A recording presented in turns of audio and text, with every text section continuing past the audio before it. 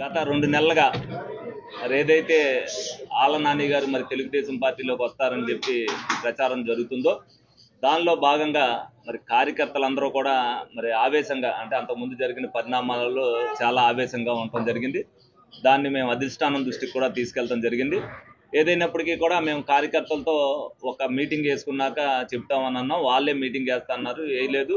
సరే 2 నెలలుగా ఇది జరుగుతూనే ఉంది. కానీ మా కార్యకర్తలు ఈ నెలలుగా అనేక విమర్శలు జరుగుతున్నాయన్నీ కూడా వీడియో క్లిప్పింగ్ల ద్వారా అనేక సీనియర్ నాయకులకు జరిగినాయి కానీ అవన్నీ కూడా ఇబ్బందులు జరిగినాయన్నీ కూడా పెడతం జరిగింది. ఏదైనప్పటికీ కూడా అధిష్టానం మరి నాని గారిని జాయిన్ చేసుకోవడానికి అంతా కూడా సుముఖంగా ఉండి మరి రేపు జాయినింగ్కి మరి ఏర్పాటు చేయడం, నాతో మాట్లాడించడం, నేను కూడా వాళ్ళతో మాట్లాడటం, నిన్న చంద్రబాబు నాయుడు గారి దగ్గరికి కూడా వెళ్ళినప్పుడు మాట్లాడటం జరిగింది. ఏదైనా మరి కార్యకర్తల్లో అసంతృప్తిని మరి నేను చెప్పవలసిన బాధ్యత నా మీద కూడా ఉంటుంది నియోజకవర్గంలో. ఎందుకనంటే ఓడిపోయినప్పుడు మేమందరం కూడా 4.5 సంవత్సరాలు కష్టపడి తిరిగాం. వాళ్ళ బాధ వాళ్ళకు ఉంటుంది. ఇప్పుడు నేనేదో ఒక్కడిని రేపు వెళ్తే వీళ్ళందరూ ఏమంటారంటే నేనేదో వాళ్ళందరితో కలిసి గూడుపుటాన్ని చేశారు. ఆ భావం వాళ్ళలో ఉండకూడదు. అలాగే తెలుగుదేశం పార్టీలో ఒక క్రమశిక్షణ ఉంది. మా నాయకుడు ఒక నిర్ణయం తీసుకున్నాక పార్టీలోకి ఎవరన్నా వచ్చిన తర్వాత వాళ్ళని విమర్శిస్తే ఎవరు కూడా అధిష్టానం కానీ నేను కూడా దాన్ని ఇచ్చేయను. ముందు ఏమన్నా వాళ్ళ భావాలు ఏమన్నా సరే ముందు వ్యక్తపరచడంలో ఎవరి స్వేచ్ఛ వాళ్ళకు ఉంటుంది. సరే ఏదైతే పార్టీ మరి రాష్ట్ర పార్టీ అనేక ఆలోచనలు చేస్తుంది. వాళ్ళ నిర్ణయాన్ని మేమేం కాదనే లేదు.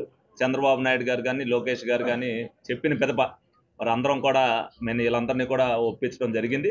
అయిష్టంగానే కొంతమంది చాలామంది అయిష్టంగా ఉన్నప్పటికీ కూడా ముందు ముందు ఒకటికి ఒకటి సర్దుకునే పరిస్థితి ఉంటుంది. మరి ఆయన ఎందుకు తెలుగుదేశం పార్టీలోకి వస్తున్నారు అనేది ఆయన రేపు వివరణ ఇస్తారు.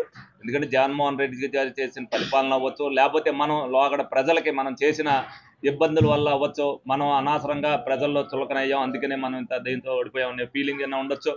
మరి 30 సంవత్సరాల రాజకీయాల్లో ఉండి మరి మనం ఇలా ఉండకూడదని అనుకున్నారో ఏమనుకున్నారో మొత్తానికి తెలుగుదేశం పార్టీలోకి రావడానికి అంగీకరించుకుని రావడానికి అది సుపరిణామమే. మేము కూడా వెల్కమే చెప్పాం. రేపు రాబోయే రోజుల్లో ఏ ఇబ్బంది లేకుండా ఏలూరు నియోజకవర్గంలో మరి అందరం కూడా కలిసిమెలిసి ఉండాలి కాబట్టి కార్యకర్తలందరికీ కూడా చెప్పడం జరిగింది. కోపతాపాలు ఎల్లప్పుడూ ఉండవు. అందరూ కలిసి అధిష్టాన నిర్ణయాన్ని నేనే కాదు ప్రతి ఒక్కరు కూడా శిరసా వహించాలి కాబట్టి ఈ నిర్ణయాన్ని అందరికీ కూడా ఈ రోజున మీటింగ్ చేసి అందరికీ కూడా మీడియా ద్వారా మీ అందరికీ కూడా రేపు చంద్రబాబు నాయుడు గారి సమక్షంలో ఉదయం 11 గంటల లోపు ఆ జాయినింగ్ జరుగుద్ది. అది మీ అందరికీ కూడా తెలియపరచాలనే ఉద్దేశంతో మీ అందరికీ కూడా తెలియపరచడం జరుగుతుంది.